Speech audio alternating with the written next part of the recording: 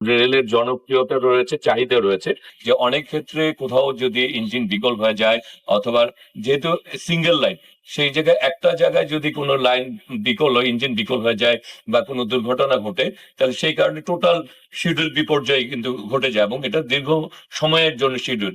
আমরা সিলেটেও আমরা ডুয়েল গেজের যে কাজগুলি, সেগুলি আমরা আমাদের প্রধানমন্ত্রীর নির্দেশনার পর এগুলি সমীক্ষা পর্যায়ে রয়েছে, কাজগুলি আমরা দেখবো এগুলিও মানে কিভাবে বাস্তবায়ন করা যায়।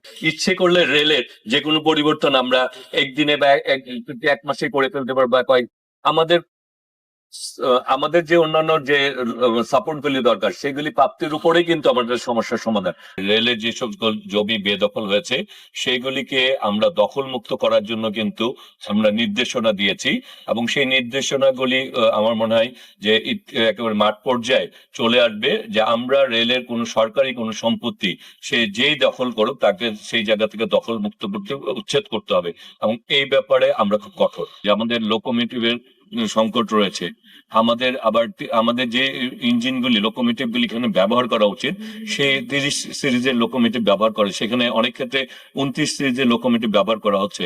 আবার যেখানে আমাদের দেখা যাচ্ছে যে আমার 30 বা 35টা লোকোমোটিভ দরকার, অনেক ক্ষেত্রে দেখা যাচ্ছে যে আমি 14টা বা 15টা ভালো পর্যায়ে রয়েছে, বাকিগুলি অনেকটা রিপেয়ারিং করে বা মেরামত করে কাজগুলি চালানো হচ্ছে।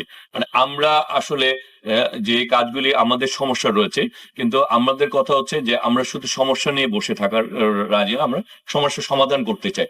তারপরেও আমাদের যতটুকু এই পর্যায়ে বর্তমান পর্যায়ে রয়েছে সেই জায়গায় যাতে দায়িত্বের কোনো ঘাটতি না থাকে। আমরা বলবো যে আমাদের এটা নাই ওটা নাই, কিন্তু আমাদের যতটুকু আছে সেই জায়গায় কোনো ঘাটতি আছে কিনা, সেই জায়গায় সেবার কোনো দুর্বলতা আছে কিনা, সেজন্যই আমরা কিন্তু নিজেরা পরিদর্শনে যাচ্ছি। আমাদের যারা জিএম পর্যায়ে, ডিআরএম পর্যায়ে, আমাদের যারা মানে বিভিন্ন জোনের যারা দায়িত্ব রয়েছেন তাদেরকেও আমরা বলছি যে আপনারা সবগুলি সুপারভাইজার যারা রয়েছেন, যারা সবাইকে বলছি যে আপনার মাঠ পর্যায়ে যেতে হবে, মাঠ পর্যায়ে কোনো দায়িত্বের অবহেলা ঘটছে কিনা সেটিকে নিশ্চিত করতে হবে এবং সেই জন্য আমরা কাজ করে যাচ্ছি। হ্যাঁ, আমরা এছাড়া যে জায়গায় সীমাবদ্ধতা রয়েছে সেগুলি উত্তরণ করে কিভাবে লোকোমোটিভ বাড়ানো যায়, কোচ বাড়ানো যায় এবং সেই জোনে মিটার গেজে যাতে যাত্রীদের সমস্যাগুলি আমরা কাজ করছি। আমাদেরকে আসলে সময় দিতে হবে। আর এগুলি তো ব্যাপার হচ্ছে ইচ্ছা করলে আমি লোকোমোটিভ ইচ্ছা করলে একদিনে এদের বৃদ্ধি করতে পারবো না, সেই জায়গাটাকে উত্তরণ করার জন্য আমরা কাজ করে চলছি।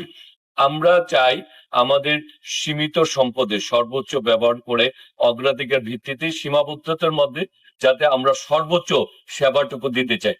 যে কারণেই কিন্তু আমরা সব জায়গায় যাওয়ার চেষ্টা করছি, ঘুরছি। আমাদের ডিপার্টমেন্টের যারা দায়িত্ব রয়েছেন তাদেরকে আমরা বলছি যে আপনারা ঢাকায় বসে কেউ বা নিজস্ব অফিসে বসে কাজ করা যাবে না, সবাইকে তার জোনে যে যে জোনের দায়িত্ব রয়েছেন সেখানে তারা নিজেরা পরিদর্শনে যেতে হবে এবং সেবাটা নিশ্চিত করতে হবে।